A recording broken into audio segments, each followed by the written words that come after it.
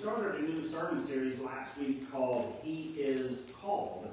And it's a look to Isaiah chapter 9. And there are four themes, four ways that Isaiah said that this coming king would be king. That this coming king, this Messiah, would come as a child into the world, and he would grow to be called Wonderful Counselor, Mighty God, Everlasting Father, and Prince of Peace.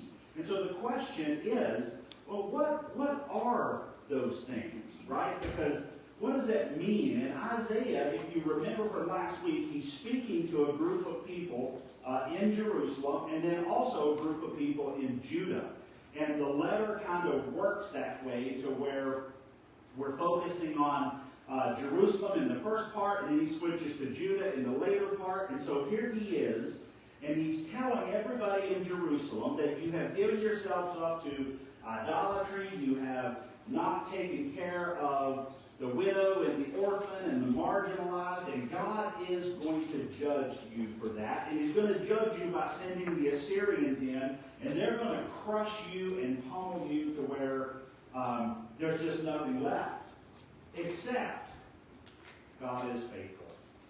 And God is going to bring out of the ashes a new king and a new kingdom. And this new king and this new kingdom, he would be the Wonderful Counselor, the Mighty God, the Everlasting Father, and the Prince of Peace. And so when we read that verse in Isaiah chapter 9, it leads me to ask several questions, right? And of course, one of the questions that I have to ask, first off, is this one, Joe, if you'll put it on the screen. There we go. It's one of four questions, and the first question is, can I trust Jesus' teachings? So when I read through Isaiah chapter 9, and I look at this wonderful counselor, I want to say, yes, we can trust the teachings of Jesus because he is the wonderful counselor. That Jesus gives us good advice. Jesus gives us good wisdom. And in a world of conflicting advice, Jesus generally or continually points us in the right direction. But there's another question that I get from Isaiah, and it's the second one. Is Jesus really God? Like, was Jesus just a moralistic teacher? Did he just give us good advice? Does he just give us good counsel? And if we would apply some of those things, then maybe our lives would be a little bit marginally better. But the question is, out of Isaiah, that no, that this coming king is more than just a king. He's more than just another Caesar. He's more than just somebody who's going to have some power and authority. He is coming as the mighty God. And so is Jesus really Lord? The question we ask today, Isaiah is going to tell us, yes, he is. There's a third question that comes out of Isaiah. And it's this, that does Jesus really even care about me? Yes. He is the everlasting Father. He is the one who cares for his children, who knows his children intimately. And then there's one final one. Go ahead, Joe. Thank you. Is Jesus able to make peace out of this mess? The mess of our own lives and the mess of the world. And I want to say yes, he is the Prince of Peace.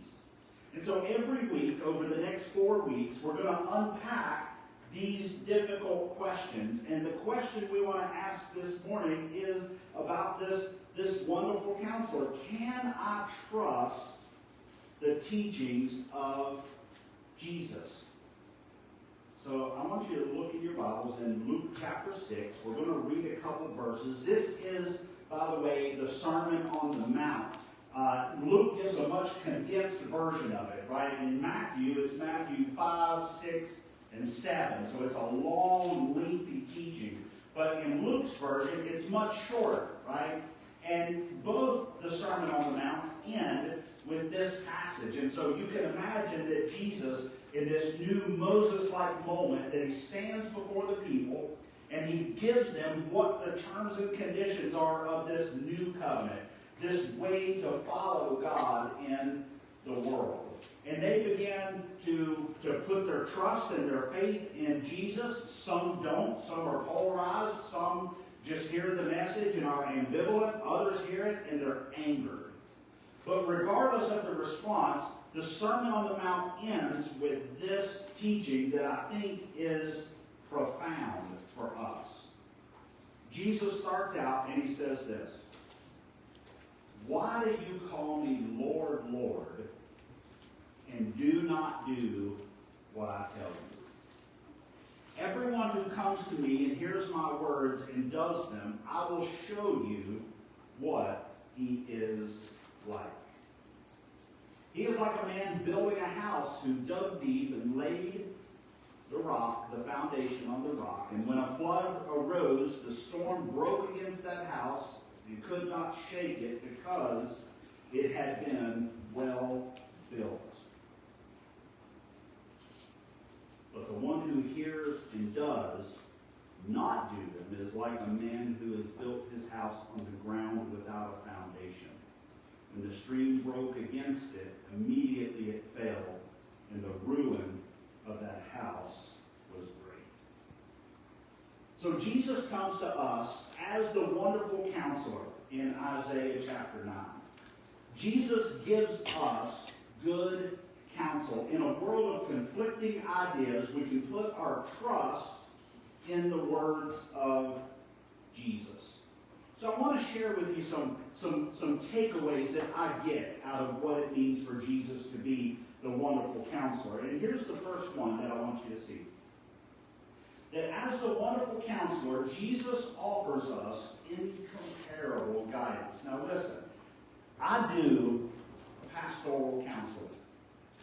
I'm not a counselor, right?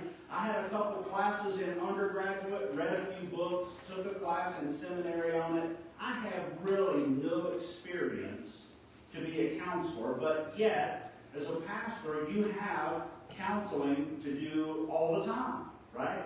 And people come into your office with some of the most jaw-dropping stories. You hear it all, right? In 20 plus years of ministry, you run the gamut of the human experience. I promise you that whatever is going on in your life, if you walked into my office and you shared it with me tomorrow, I wouldn't be shocked. Right? I wouldn't be surprised at all. And I've given people, regardless of my lack of credentials to do counseling, I feel like I've given people some pretty good counsel over the years. Some, maybe not so much. But I've never given someone counsel and they looked at me afterward and said, "That's the most amazing advice. You must be the wonderful counselor." I've never had that experience. I've given some advice, but nobody really listens to that. Instead, what if we would take whatever issues we have in our lives, what if we would take those issues and we would take them to Jesus instead of getting maybe, potentially, some good advice, we would get the best counsel. That the words of Jesus cut through the human experience and speak to us in such a way that allow us to live wisely in God's good world. Because he is the wonderful counselor. And as the wonderful counselor, he gives us incomparable guidance. Now, there's something else in this story that strikes me even more so. I want you to see this next point. That referring to Jesus as Lord is not the same as obeying him as Lord. Now, a lot of times with counsel, we listen to the counsel and we have information about what to do, but we don't always do it. We don't always put the counsel into practice. And I am sad to say in my life, and probably in yours, that I am educated well beyond my level of obedience. That I've heard countless sermons, I've read probably thousands of books, I've listened to hundreds of podcasts. I know factually a lot about Jesus. It's not an information issue, it's an obedience issue. Not just for me, but for all of us. And so the question becomes, what are we doing with the counsel of Jesus? Because a lot of us, we will acknowledge Jesus as Lord, but yet we don't always follow the counsel that he gives. If we acknowledge Jesus as Lord, then we would submit to the authority of Jesus. We would submit to the teachings of Jesus. They wouldn't be just teachings, they would be counsel that we put into practice. And so I just want you to know that as we talk about Jesus being the wonderful counselor, we have to recognize that when we call him Lord, that should imply our obedience to go along with it. And so those are two quick things. There's another thing that I want you to see before we jump in a little deeper, that everyone encounters storms, but not everyone makes it through the storm.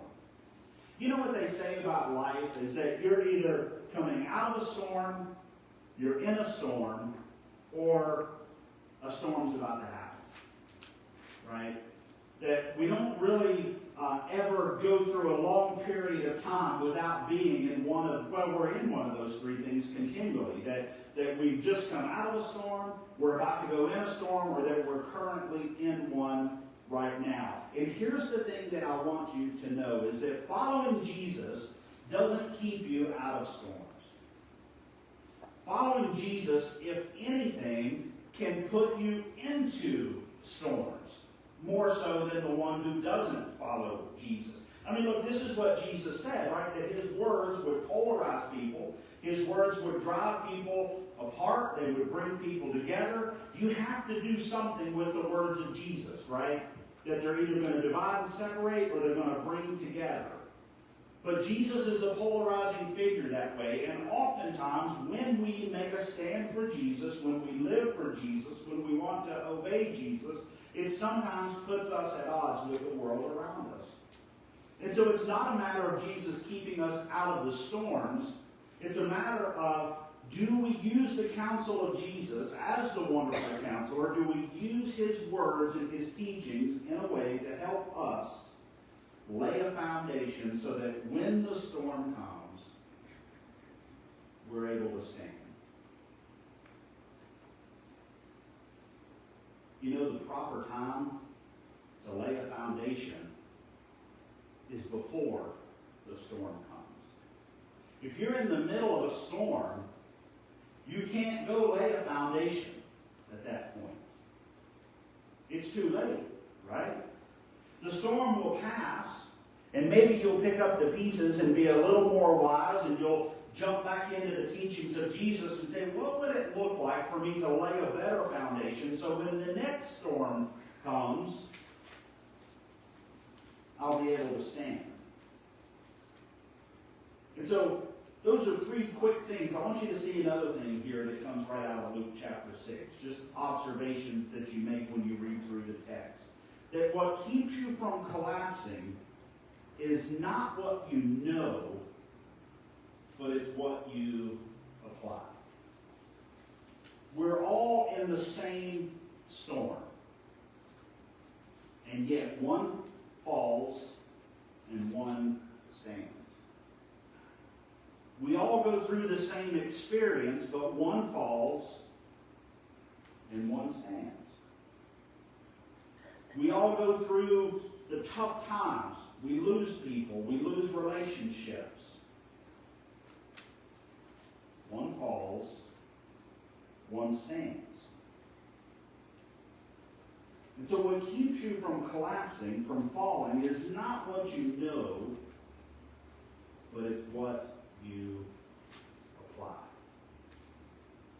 Because again, when you look at the words of Jesus, why do you call me Lord, Lord, and not do what I tell you?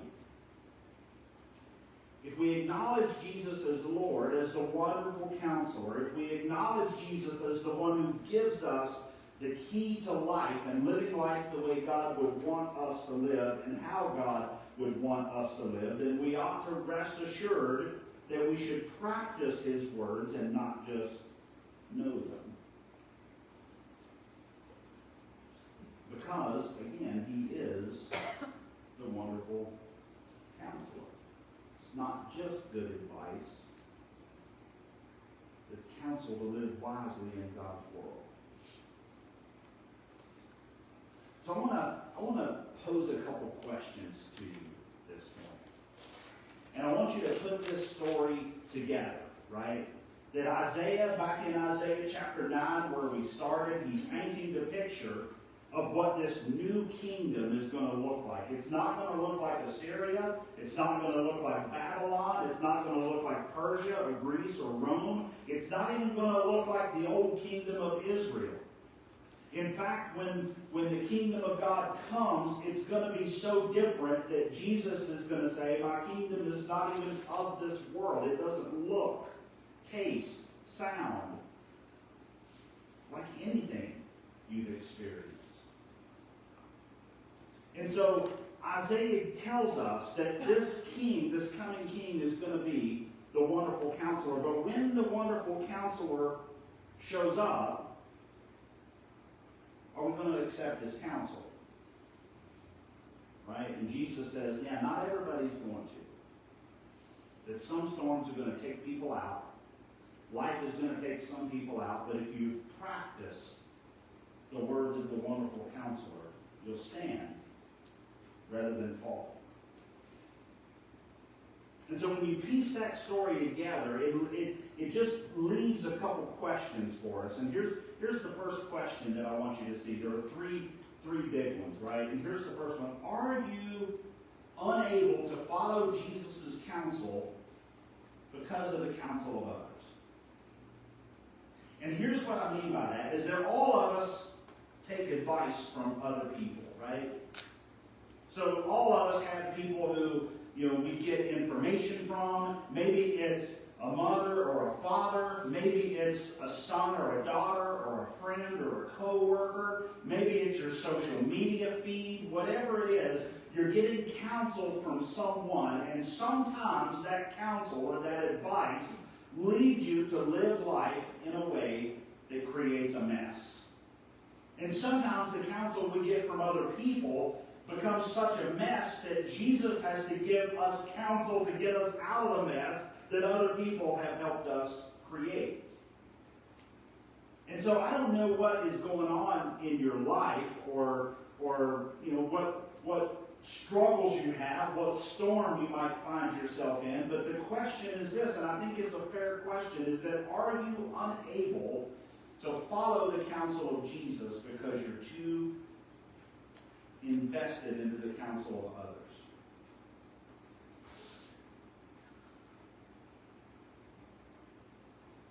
I've given counsel to people in my office over the years, or sitting in a coffee shop, or whatever it might look like, and I have looked at people in the eye and given them good biblical, thus saith the Lord counseling, and I know it just goes right in this ear and right out the other. There's no intention of putting any of it into practice. And then I've also given counsel to people that I knew that they would take that and apply it. But really it comes down to the voice of other people in your life. Are you willing to hear the voice of Jesus, the teachings of Jesus, or are you so tuned into the voices of others that you'll miss it? Here's the next question, is that most of us know what to do when it comes to life. We just rarely do it. Is your life a mess because you don't know the will of Jesus or because you refuse to follow it?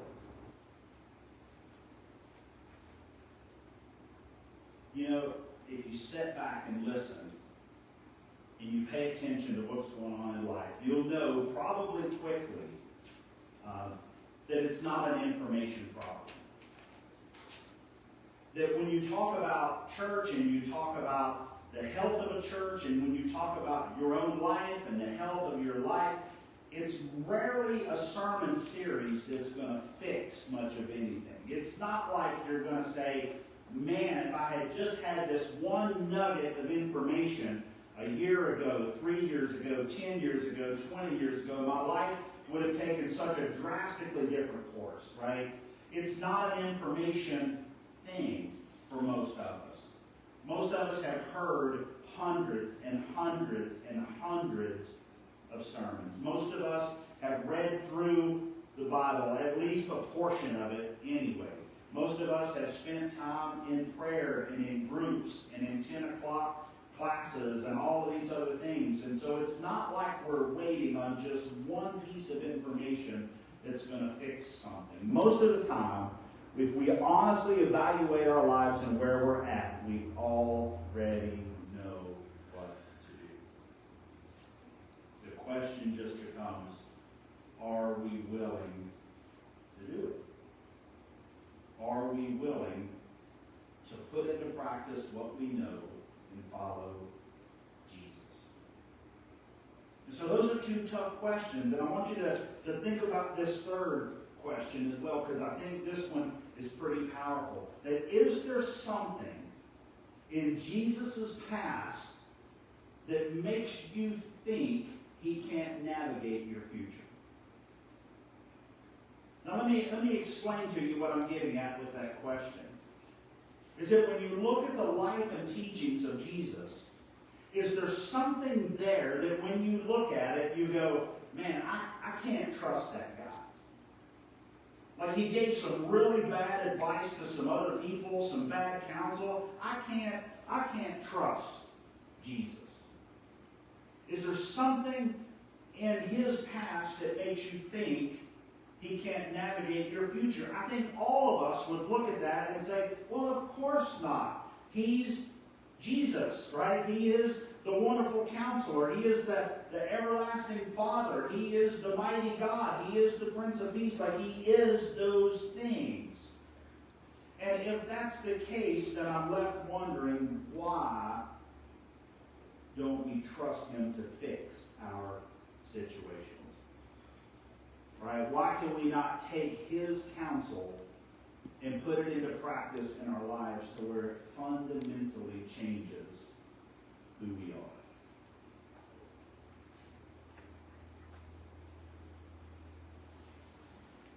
So those are three tough questions that flow out of this passage on building your house on the rock, on taking the words of Jesus, the counsel of Jesus, seriously.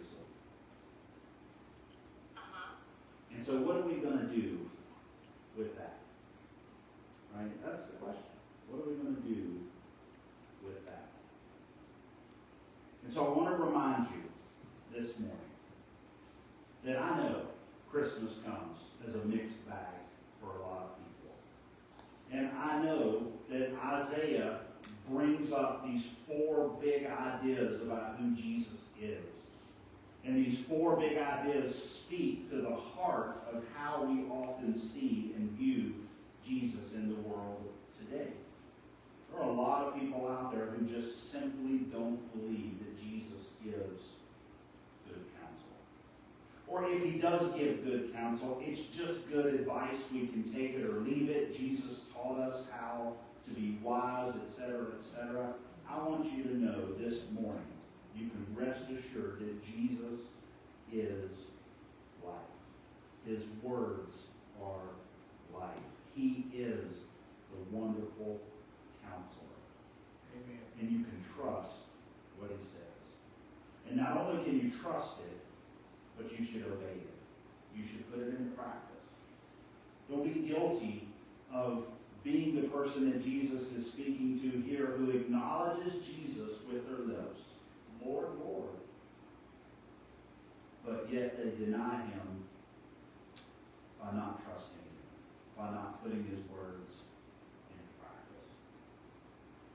And so I don't know what your situation looks like this Christmas. I don't know what your holiday looks like. I don't know what it is that if you walked into my office tomorrow morning that you would want to just share and say, this is what I'm struggling with. It's the most terrible thing in the world. I want you to know you can do that tomorrow and I'd listen. And I might give you some good counsel and I might not. But whatever that would be that you would take into my office and share with me, I want to challenge you this morning to take that to Jesus today. To give that to him. To trust in his counsel. To trust in his words. To trust in the life that he has lived. Because he'll never let you down. He'll never forsake you. He is the wonderful counselor, the mighty God, the everlasting